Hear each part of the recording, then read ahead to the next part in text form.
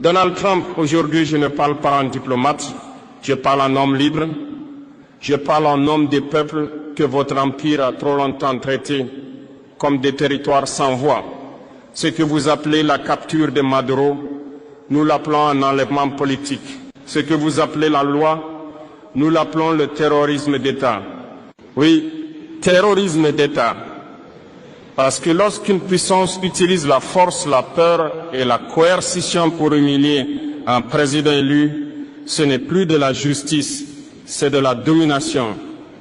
Monsieur Trump, écoutez bien, quand un président africain est renversé, vous appelez cela une transition. Quand un président latino-américain est capturé, vous appelez cela une opération. Mais quand vos intérêts sont menacés, vous appelez cela la démocratie. Deux poids, deux mesures. Toujours, aujourd'hui, Maduro. Demain qui? Aujourd'hui, c'est le Venezuela. Hier, c'était l'Irak. Avant-hier, la Libye. Et demain, ce sera n'importe quel pays qui ose dire non. Vous voulez faire croire au monde qu'aucune nation n'est souveraine sans votre permission. Mais je vous le dis clairement, un président n'est pas une proie. Un État n'est pas une chasse gardée. Un peuple n'est pas un troupeau. Ce que vous avez fait au Venezuela n'est pas un message envoyé à Maduro. C'est un message de menace envoyé à tous les peuples libres. Monsieur Trump, vous avez franchi une ligne. Vous avez prouvé une chose au monde entier. La souveraineté, selon Washington, est conditionnelle. Conditionnelle à l'obéissance, conditionnelle au silence, conditionnelle à la soumission. Mais l'Afrique regarde, l'Amérique latine regarde, Haïti regarde, le monde regarde. Et cette fois, nous ne ferons pas semblant de ne rien voir. Dans la prochaine partie, je vais vous dire pourquoi ce geste vous affaiblit plus qu'il ne vous renforce et pourquoi l'ère de l'impunité impériale touche à sa fin. Monsieur Trump, vous croyez que la force, c'est d'arrêter un homme. Vous croyez que la puissance, c'est d'humilier un État devant les caméras. Vous vous trompez. La vraie force, c'est d'être respecté sans menace. Et aujourd'hui, les États-Unis ne font plus peur, ils inspirent la méfiance. Vous avez confondu autorité et intimidation. Arrêter un président étranger, ce n'est pas gouverner le monde, c'est lui dire « nous n'avons plus d'arguments, alors nous utilisons la force ». C'est l'aveu d'un empire qui n'arrive plus à convaincre. Regardez bien ce que vous avez déclenché. En capturant Maduro, vous n'avez pas isolé le Venezuela. Vous avez réveillé la mémoire collective, la mémoire de l'Amérique latine, la mémoire de l'Afrique, la mémoire d'Haïti, la mémoire de tous les peuples qui savent ce que signifie l'ingérence, le chantage, la punition. Monsieur Trump, l'histoire ne vous obéit pas.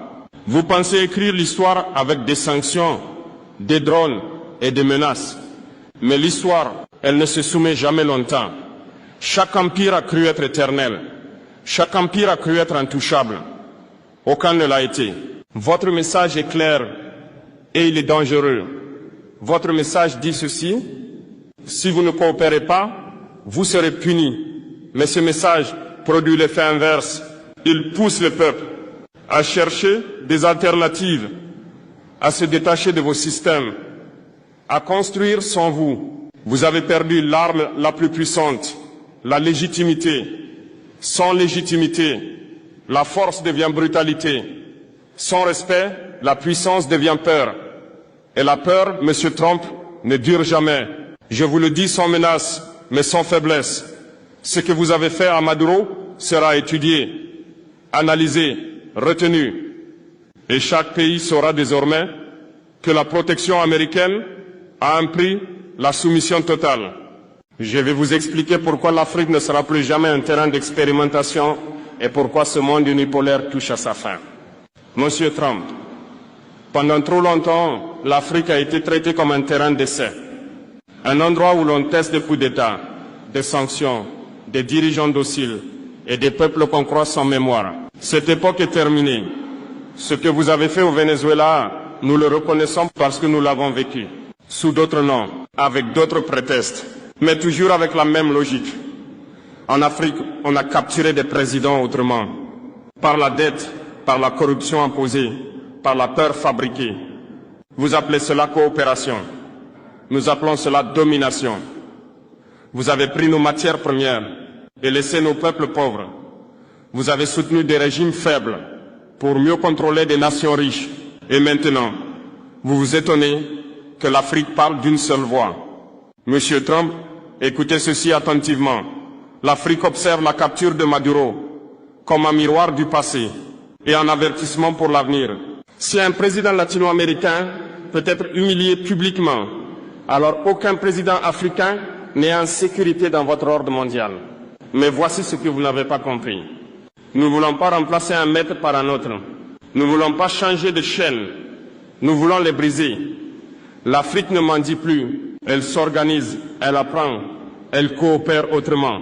Votre monde unipolaire se fissure. Vous appelez cela une menace. Nous appelons cela un rééquilibrage naturel de l'histoire. Quand un système ne profite qu'à une minorité, il finit toujours par être remis en cause. Ce discours n'est pas une provocation. C'est un constat, un avertissement calme, un message clair. L'Afrique ne sera plus jamais votre laboratoire politique, économique ou militaire. Je vais parler d'un peuple qui comprend cette réalité mieux que tous les autres. Haïti. Monsieur Trump, si vous pensez que le monde ne comprend pas ce que vous avez fait au Venezuela, alors regardez Haïti. Haïti n'a pas besoin de rapport. Haïti n'a pas besoin d'analystes. Haïti a vécu ce que vous faites. Haïti a été le premier avertissement, premier peuple noir libre, première révolution d'esclaves victorieuse, et immédiatement puni. Puni pour avoir osé être libre, puni par la dette, puni par l'isolement, puni par l'ingérence permanente. Monsieur Trump, Haïti reconnaît votre méthode. Quand vous parlez de stabilité, Haïti entend occupation. Quand vous parlez de sécurité, Haïti entend contrôle. Quand vous parlez de transition, Haïti entend confiscation de souveraineté. Ce que vous avez fait à Maduro, Haïti l'a vu venir. Parce que le scénario est le même de légitimer, asphyxier, isoler puis frapper. Toujours au nom du bien, toujours au nom de la démocratie, mais jamais avec le consentement des peuples.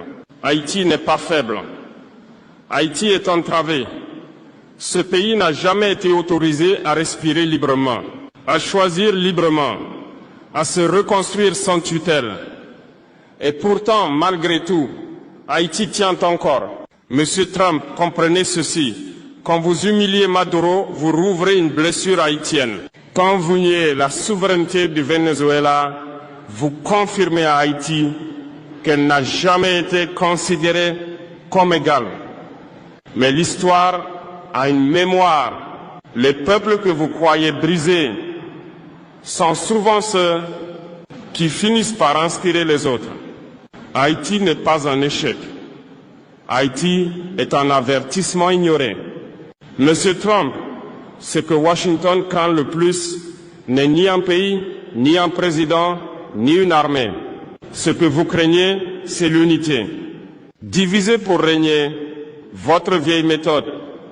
Pendant des décennies, vous avez opposé l'Afrique à l'Afrique, l'Amérique latine à elle-même, les Caraïbes à l'isolement. Toujours la même stratégie. Diviser, affaiblir, contrôler. Mais quelque chose a changé. Aujourd'hui, les peuples se parlent. Ils comparent leurs histoires. Ils reconnaissent les mêmes blessures.